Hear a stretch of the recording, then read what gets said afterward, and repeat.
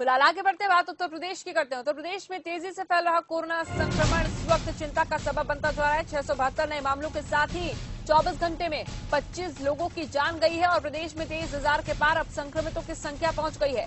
16,000 से ज्यादा मरीज इलाज के बाद ठीक हुए हैं और प्रदेश में 6,711 अभी भी एक्टिव केसेस बताए जा रहे हैं। लेकिन इस बीच आप एक नजर डालिए कि 23,000 के पार जब कोरोना संक्रमितों की संख्या है तो उस बीच एक्टिव केसेस सिर्फ 6,711 हैं उत्तर प्रदेश में। उधर उत्तर प्रदेश में गौतम बुद्ध नगर एक ऐसा क्षेत्र है जहां पर सबसे ज्यादा केसेस अभी भी नजर आते हैं। दिल्ली एनसीआर में आने वाला ये इलाका इस वक्त उत्तर प्रदेश के लिए काफी ज्यादा मुश्किलें खड़ी कर रहा है। लेकिन उत्तर प्रदेश सरकार का ये कहना है कि सबसे ज्यादा जनसंख्या वाले राज्य में कोरोना को नियंत्रण में करने के लिए हमने जो भी फैसले लिए वो काम के साबित हुए और उसमें हम सफल हुए, क्योंकि हमने कोरोना संक्रमण को नियंत्रण में करने में सफलता हासिल की है। क्योंकि अगर बात उत्तर प्रदेश की हो रही है तो उत्तर प्रदेश में अब तक 25,000 के पार ये आंकड़ा बताया जा रहा है जो कोरोना संक्रमितों का है। लेकिन एक्टिव केसेस 6,711 है। रिकवरी रेट बहुत तेजी से वहां पर बढ़ रहा है। कमलेश इस वक्त जुड़ रहे हैं हमारे संवाददाता उत्तर प्रदेश की जानकारी लेकर। क्या कुछ अपडेट मिल रहा है कमलेश? देखिए प्रिय जी, आपको बता दें कि जिस तरह से कोरोना का कहर पूरी लगातार जारी है पूरे उत्तर प्रदेश में।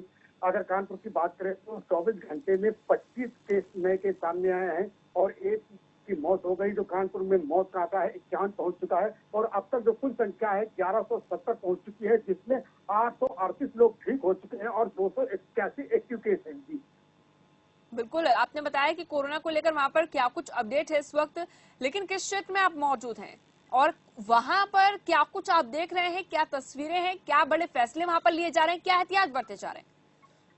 देखिए, जिस तरह से उत्तर प्रदेश के मुख्यमंत्री योगी आदित्यनाथ स्वास्थ्य विभाग की टीम को लेकर काफी सख्त नजर आ रहे हैं और सभी जिला प्रशासन को ये आदेश सख्ती से इसका पालन कराने के लिए आदेश दे रहे हैं। लेकिन कहीं न कहीं अगर कानपुर के जिला प्रशासन की बात की जाए तो पूरी तरह से वो क्वारंटीन है, क्योंकि वो अपने ऑफिसों में बैठकर ही पूरे जो फरमान है वो जारी करते हैं। और उसके बावजूद लगातार जो अगर जनता की बात की जाए तो कहीं न कहीं जनता भी पूरी तरह से लापरवाह है, क्योंकि जिस तरह से मास्क लगाने के लिए और सोशल डिस्टेंसिंग की बात की जा रही है तो लगातार कानपुर में लगातार भीड़ में सोशल डिस्टेंसिंग की घटना उड़ाई जाती है और लोग बिना मास्क के निकलते हैं। मैंने आपसे बिल्कुल सवाल जो किया उसका जवाब आपने खास तौर पर दिया, आपने जानकारी दी, लेकिन सवाल मेरा ये था कि आप किस जगह पर मौजूद हैं, किस क्षेत्र में मौजूद हैं और वहां की क्या अपडेट मिल रही है? देखिए, हम इस टाइम कानपुर की प्रदेश की जो सबसे बड़ी मंडी है वहां पर मौजूद है। लेकिन मंडी की अगर बात की जाए तो यहाँ पर भी लगातार लोग सोशल डिस्टेंसिंग की लगियां आते हैं। यहाँ पर लाखों लोग आते हैं और कई प्रदेश कई जिलों से आते हैं। लेकिन इसके बावजूद भी अगर जिला प्रशासन या पुलिस प्रशासन की बात की जाए तो कोई भी यहाँ पर सोशल डिस्टेंसिंग और मास्क पर कुछ भी कार्रवाई करने के लिए तैयार न होता है। जब एसएसपी कानपुर के आला अधिकारी जब रोडों पर निकलते हैं तो कहीं न कहीं जो पुलिस प्रशासन है पूरी तरह से एक्टिव हो जाता है। लेकिन उनके जाने के बाद पूरी तरह से फिर पुराने रवैये पर ढल जाते हैं लोग। इस वक्त की जानकारी के लिए जो आपने अपने क्षेत्र की बताई, खासतौर पर कानपुर से। फहीम खान भी इस वक्त हमारे साथ जुड़े हुए हैं। फहीम, आप कौन से क्षेत्र में मौजूद हैं उत्तर प्रदेश के और वहां से क्या कुछ अपडेट मिल रहा है, क्या एहतियात बरते जा रहे हैं वहां?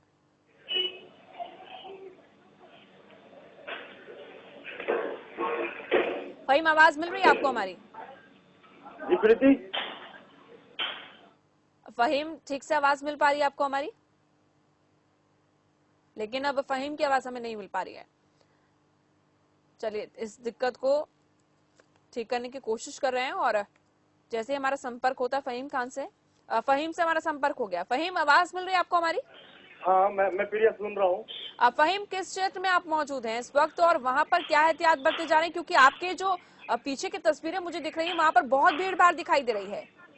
जी हाँ, देखिए मैं आपको बता दूं कि मैं इस टाइम पॉश इलाके में हूँ और अगर कोरोना अपडेट की बात करें तो सोशल डिस्टेंसिंग जो है इस वक्त वो मुझे लगता है कि अपने हिसाब से कि इस टाइम जो है वो धराशायी है, क्योंकि वजह उसकी साफ है कि जो लॉकडाउन था, लॉकडाउन में तो लॉकडाउन का पालन किया जा रहा था, लेकिन अनलॉक 1 में वो कम हुआ और अनलॉक 2 में उसकी स्थिति और ज्यादा खराब हुई है, क्योंकि रामपुर के अंदर भी इस वक्त नए 10 कोरोना पॉजिटिव मिले हैं, जिसके मिलने से बहुत ज्यादा हड़कंप मच गया है और प्रशासनिक अमला फिर इस बात पर जुट गया है कि इस जो कोरोना पॉजिटिव की संख्या है इसको बढ़ने से किसी तरह से रोका जाए। 350 लोगों की अभी जांच रिपोर्ट आना बाकी है और लगभग इतने ही नए सैंपल भेजे गए हैं। अगर रामपुर की मैं बात करूं टोटल की, तो लगभग 10,000 लोगों के सैंपल अभी तक भरे जा चुके हैं और उसके बाद जो संख्या है एडमिटेड रोगियों की, मरीजों की, वो लगभग जो है वो 50 अभी भी है। नए मरीज जो मिल रहे हैं उनसे बहुत ज्यादा हड़कंप मचा हुआ है। जिला प्रशासन की भी ये कोशिश है, जिलाधिकारी आंजनेय कुमार सिंह की भी ये कोशिश है कि इस संख्या को बढ़ने से रोका जाए, लेकिन तमाम प्रचार के बाद, तमाम कोशिशों के बावजूद भी लोग भीड़ के साथ रहे हैं, मास्क का इस्तेमाल नहीं कर रहे हैं, अपनी जान को जोखिम में डाल रहे हैं, मजाक में ले रहे हैं। अनलॉक 2 का हाल जो है वो अनलॉक 1 से भी ज्यादा बुरा है और लोग जो है इसको सीरियसली लेने से बच रहे हैं। जी बिल्कुल, और जो लोग आपके पीछे खड़े हैं वो भी मुझे दिखाई दे रहे हैं कि बिना मास्क के हैं पूरी तरह। उनको किसी तरह की चिंता नहीं है कि कोरोना के केस बढ़ रहे हैं या नहीं बढ़ रहे हैं, ये सरकार क्या कुछ कर रही है, लेकिन एक भी व्यक्ति ने मास्क नहीं लगाया हुआ है। सबसे ज्यादा चिंता की बात ये नजर आती है। कौन सा क्षेत्र है ये जहाँ पर आप मौजूद हैं? जी देखिए, दिक्कत यही है, मैं रामपुर के उस इलाके में हूँ जहाँ बहुत ज्यादा भीड़ होती है, या जो बहुत ज्यादा भीड़ भरा इलाका है, बस्ती है, अच्छी बस्ती है, ये बड़े पढ़े लिखे लोगों की ये मोहल्ला और ये बस्ती है जहाँ इस वक्त मैं खड़ा हूँ। लेकिन यहाँ पे दिक्कत यही है कि लोग जो है वो इस प्रचार को या इस खतरे को पूरी तरह से खतरा नहीं मान रहे हैं, बल्कि ये सोच रहे हैं कि ये हो सकता है कि प्रोपेगेंडा हो या ये अब खत्म हो चुका, खत्म होने की स्थिति को मानते हुए भी इस तरह से लोग जो है वो कर रहे हैं। हालांकि ये बहुत ज्यादा खतरे की बात है। अनलॉक 2 में WHO ने भी कहा है कि स्थिति और ज्यादा खराब होगी और इस स्थिति में भारत का स्थान जो है वो ज्यादा खराब वाली स्थिति में होगा। उत्तर प्रदेश के अंदर मामले बढ़ रहे हैं। उत्तर प्रदेश के साथ ही रामपुर के अंदर भी जो नए नए कोरोना पॉजिटिव आ रहे हैं, उन्होंने भी लोगों के बीच दहशत पैदा कर दी है। हालांकि लोग बहुत ज्यादा समझदारी के साथ मास्क लगा के निकलने की कोशिश क्या करते भी आपने देखे सवाल गए हैं। नहीं किया इन लोगों से कि क्या उन्हें उनके स्वास्थ्य की चिंता नहीं है? क्योंकि स्वास्थ्य सुविधाओं पर तो कई बार सवाल उठे हैं। उस बीच सरकार ये दावा करती है कि पूरी तैयारियां हैं, लेकिन अपने स्वास्थ्य का ख्याल रखना तो ये आवश्यक है कि उन लोगों की जिम्मेदारी बनती है। अगर इस तरह की अवहेलना करेंगे वो नियमों की तो क्या होगा आगे? क्या इसको लेकर आपने सवाल नहीं किया उन लोगों से? जी देखिए, सवाल से कतराने वाली बात हो जाती है, क्योंकि सवाल किसी से करते हैं तो वो निजी दुश्मन बन जाता है। वो सोचता है कि ये हमें टारगेट कर रहा है, लेकिन क्योंकि ये सिस्टम है, सिस्टम अपने हिसाब से काम कर रहा है और सिस्टम लोगों को अवेयर कर रहा है। डेली पर डे एएसपी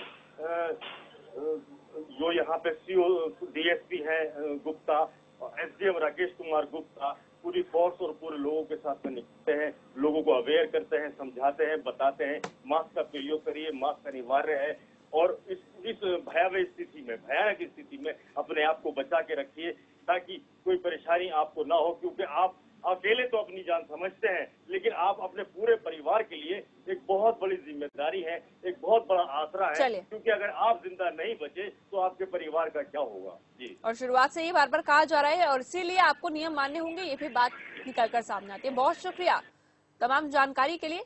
अब मथुरा की बात करते हैं। मथुरा के कई गांव नगला, लोका, पचावर, कारब में टिड्डियों ने हमला किया। इसके बाद टिड्डी दल अलीगढ़ से होते हुए हाथरस की तरफ से मथुरा पहुंचा। टिड्डियों का दल जहां से गुजरा वहीं फसलों की खास तौर पर जो चिंता थी वो और बढ़ गई और फसलों को नुकसान भी पहुंचाया। वहीं किसानों ने अपने सत्र पर टिड्डियों को भगाने के लिए थाली बजाई। इसके साथ ही किसान टिड्डी दल को भगाने की कोशिश करते नजर आए। वहीं कृषि विभाग के अधिकारी भी बेखबर दिखे। अलर्ट के बावजूद कृषि विभाग ने कोई तैयारी नहीं की थी। सूचना मिलने के बाद कृषि विभाग के अधिकारी और कर्मचारी मौके पर पहुंचे और हालातों का जायजा लिया। आपके यहाँ पर टिड्डी कितने बजे आई? 2 बजे करीब आ गई है रात में। हाँ। और अब कितना हमला हुआ उनका? अरे टाई दुनिया भर के बासन फोड़ा रहे, पीपा फोड़ा रहे, तुम अमरीशन फूंक दो।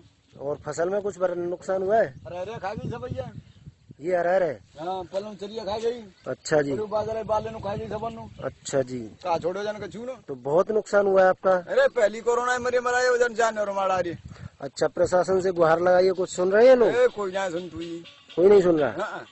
और लोका, नगला, कारब, पचावर में टिड्डी आने की सूचना मिली थी। इसके बारे में आपने क्या जानकारी है, क्या देखा?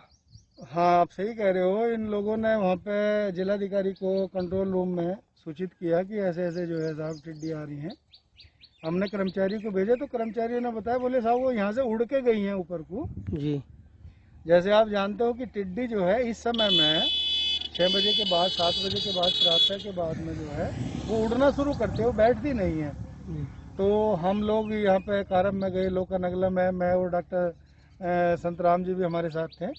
तमाम किसानों से पूछा तो किसानों ने ये बताया, बोले साहब वो उड़ती हुई हमने देखी है, हमारे यहाँ आई नहीं है। हो सकता है इसमें टकराव के कारण आपस में, क्योंकि ये करोड़ों की संख्या में होती है, उसमें 10-20 गिर गई हो, लेकिन किसानों ने बताया कि कहीं कोई नुकसान नहीं। हम भी इधर फील्ड में देख रहे हैं, जैसे कि आप ये देखिए, इधर ये आपका जो